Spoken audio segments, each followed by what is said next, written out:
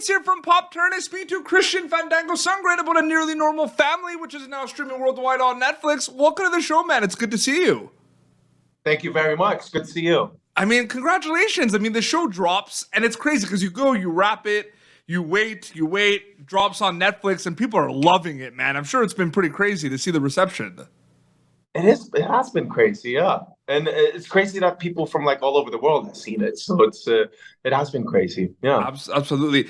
This character, I'm just curious kind of like how you prepared and how this character compared to other past acting roles, because this is a very complex character, Chris. I mean, he's a guy who has a big dark side and everything, and there's this ping pong match with whether his intentions are good or not. So what's that like kind of preparing for this role? I didn't really prepare for the dark side. I just really tried to make the character as good as possible. And I really wanted everyone to really like him until you couldn't like him anymore. Yeah. So, yeah, I just try to, make him as nice as possible. It's tough because, there's always this back and forth of, is he a bad guy? Is he misunderstood? Yeah. How did he read in the scripts? Like, is it hard to kind of read it until you go film it? Like, I'm just curious about that. I'm actually so confused because I read the book and the scripts. I can't really remember what's what, but I just try to make my own thing out of it. Yeah. And I just, it's been my job to make him good. So I never saw him as a bad guy. Never. Yeah. Until I actually had to make scenes where he was fucking terrible, and then it was really tough. Like I thought I was prepared for that, but I wasn't. It was so hard to film that actually. How does the series read in terms of the genre? Because there's the crime component, there's the drama component. Like it has a little bit of everything. Did you consider it like a thriller? Did you consider it a crime series? I never thought of that. Okay. Never actually. Yeah. I try to not think about these things. I just go in and try to do my part. My part is like that small when you look at the whole project. So that's someone else's job actually. Yeah. But there are the Stella Chris scenes. I mean, working with Alexandra. Like I just want to know, like those are some pretty crazy scenes and pretty intense scenes at times. So what was that like kind of working on those and like preparing for those, specifically the intense ones? But we worked with the coordinator, so it was and you set up some real boundaries and you really get to know each other before we do these kind of scenes. So it's more like you do a coordinated dance and it's all very fake and so it felt safe and it was it wasn't that bad. Are there like conversations before with Alexandra, or do you just kind of do the thing? Like when you do scenes like that, when there's like intimate scenes, right? Anything like that, you never improvise. Yeah. At least that's not you never. So it's very like strict and you know exactly. You do you check in with each other before. Like, oh, you can touch me here. You can do this. You cannot do that. So it's very, very 100%.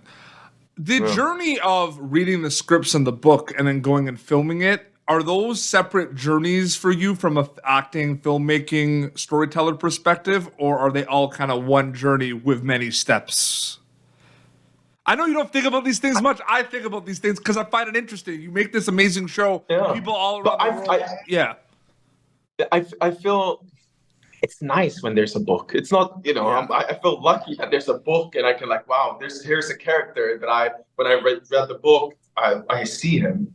And then, so there's so much more to take than just reading a script. But the script in the book is a little bit different. And then I blend these and mix them up to create my own things. But it's not exactly, and I feel like that sometimes gets lost a little bit too, where every time someone gets excited, my favorite book's going to be a show or a movie, there's this oh, is it going to be the same? But at the end of the day, this is not the book. This is the series on Netflix. So yes, you guys want to do it justice and you want to kind of pay homage in a lot of ways, but it's its own thing. So there's going to naturally be changes. No, but I feel like people just need to accept that they're not going to be the same. And I don't know if everyone accepts that, to be honest with you. But that's a whole other topic. But I hadn't read the book before. I read the book after I got the part. So So I didn't really have to pay it homage. So you are an actor from Sweden.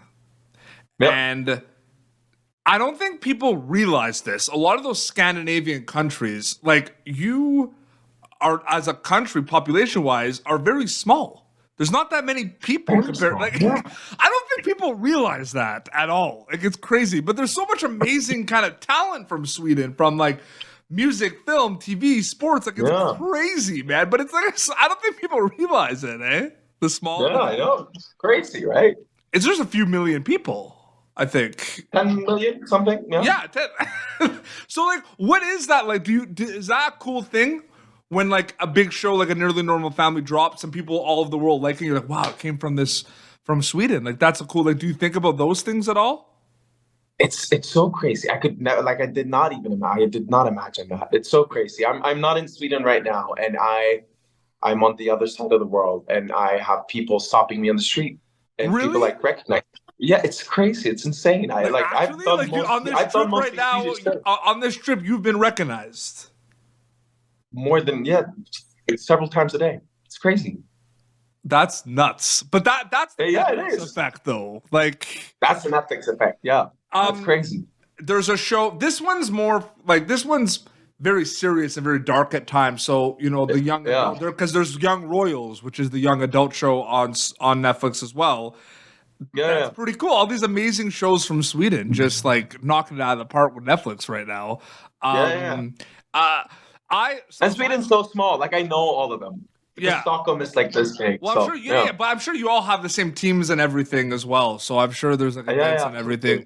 Do you also notice as well the quickness of it too? Because we talked about it's cool like all around the world, but it happened fast for a Nearly Normal Family, right? Like the reception of it. Oh, like, it did, yeah. Yeah. Did you notice that like the first couple of weeks? Like, wow, like people watched it already. I haven't even like thought about it. I noticed it. Like, it was crazy when it came out. It was like a couple of hours, and then like my Instagram DM was like it was crazy. I know. Yeah. It's so crazy. What's your favorite thing about being an actor and a storyteller? Like, do you just love diving into all these worlds? Is that safe to say? Yeah, I love, because you can really be so nerdy about one thing, and you really dive into that, and you go into this bubble for a couple of months, and that's all you do. You can really like lose yourself into it, and then you're done.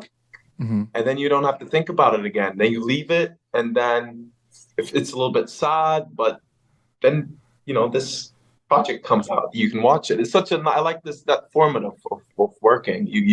Project form. Back me up here. They have to watch a Nearly Normal Family on Netflix in the language it was made in, with subtitles. Yes. With subtitles, yes. Yes. So you can hear my voice. No, but that's cool that Netflix dub it, I guess. Absolutely, so but I'm a big subtitles guy. Like, I love watching it in the language it was made in. So they need to check that out. Yes, another artist. It's more like pop. I don't even know if I'm pronouncing it. There's a group from Sweden. They seem to be pretty big in Sweden called Bolaget. Say that again. Bolaget. It's like Bolaget. Bolaget. Yes. Yeah. And I don't know what it is though. Is that a band? It's a group. Yes. It's very good stuff. It's like I'll check them out. Yeah. And the name of the song that I really like is Kan Inte Ga. Kaninte. Kan Inte Gå. I can't walk.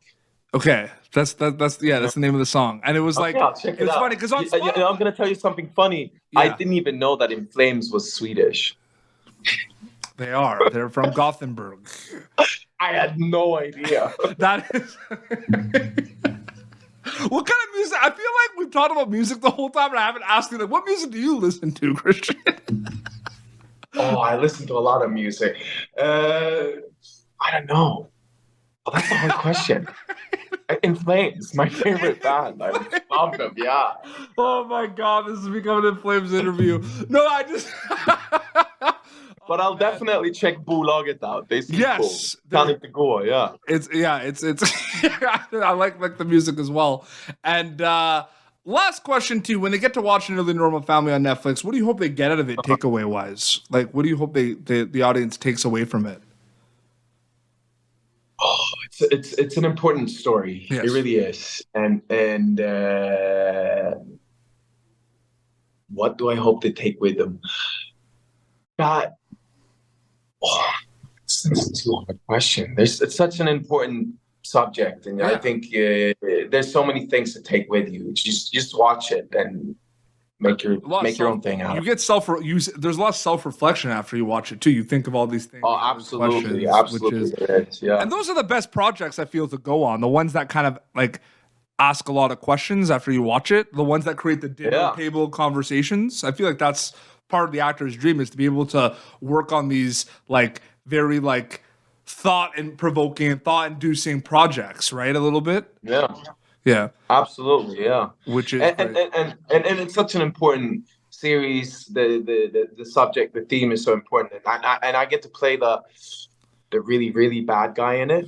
And it was so weird going in doing that, and I actually was a little bit scared of doing that, but it's been cool, and I've been having a lot of interesting and good and important conversations with people, and people reaching out to me. So it's been very nice, actually. Absolutely, yeah. They can check that show out on Netflix now. Christian, so great chatting with you, man. Thank you so much for your time. Thank you for having me. It was so nice. Yeah, absolutely. You do have an Instagram account, but you don't. I do. I'm not that active though, but it exists. Not active. There's no posts on it. I'm sorry, I had to bring it up. It's not my thing though, but it's just like it's so funny. That's cool though, because the impact of the show and your performance, people went and followed you even though there's no photos there. I know.